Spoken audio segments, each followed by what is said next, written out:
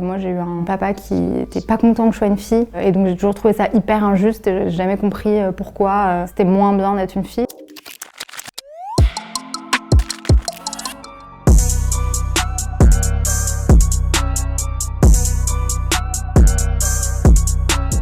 Hello, moi je m'appelle Claire et je suis la fondatrice de la marque Meuf. Meuf, c'est une marque de vêtements et de culottes menstruelles. On fabrique tout en France et en coton biologique et l'idée c'est de donner du pouvoir aux femmes à travers les vêtements.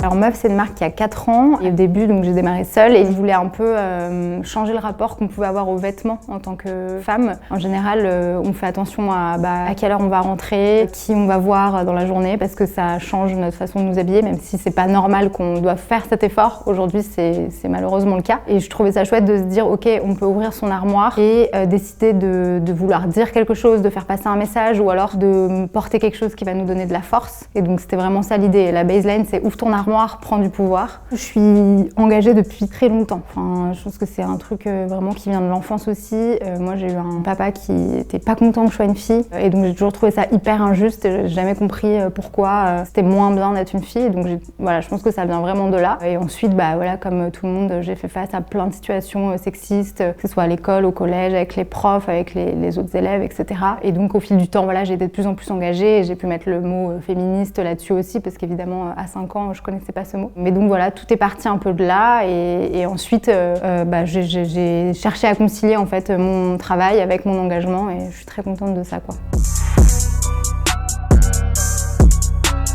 Il faut faire attention aussi à la fabrication derrière parce que écrire le féminisme c'est super et faire fabriquer ça par des enfants ou des femmes, parce que souvent c'est des femmes aussi très mal payées et qui sont dans des grandes situations de précarité, voilà, il y a une espèce de décalage en fait qui fonctionne pas. Le seul avantage que je vois, c'est que les grandes marques s'emparent un peu du féminisme et du coup elles vont par exemple prendre pour leur modèle en shooting photo des femmes qui vont avoir des morphologies différentes, des couleurs de peau différentes, qui vont être âgées par exemple ou des choses comme ça, et donc au niveau de la représentation ça c'est chouette parce que bon, même si elles le font pour les mauvaises raisons, je me dis c'est super pour les représentations qu'on se dise ok on peut être sexy, avoir des bourrelets, voir des choses comme ça. Je pense que plus on en verra dans la rue, plus ça sera considéré comme normal et moins il y aura de complexes et de soucis aussi auprès des plus jeunes filles. Il y a quand même ce côté là que je trouve positif, quoi.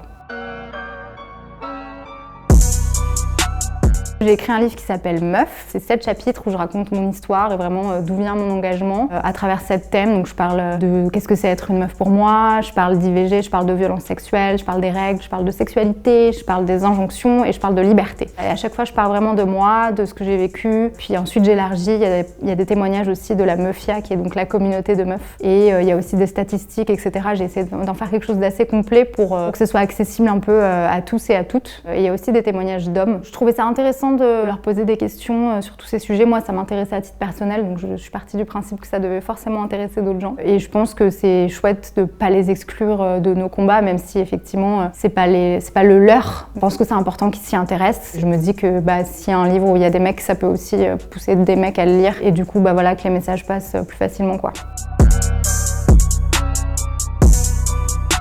On me parle souvent de ça du côté femme entrepreneur. Moi, je viens pas forcément d'un milieu privilégié et du coup, c'est important de le dire aussi que voilà, on peut aussi arriver à monter son entreprise, même si c'est beaucoup plus dur évidemment, en étant une femme qui vient d'un milieu pas privilégié. J'essaye de montrer que c'est possible avec aussi mes failles, de pas être tout le temps en mode tout va bien, you go girl, machin. Évidemment, il y a des hauts et des bas comme pour tout entrepreneur, mais en tout cas, oui, c'est carrément possible et je suis très fière de l'avoir fait et de là où j'en suis aujourd'hui, ouais.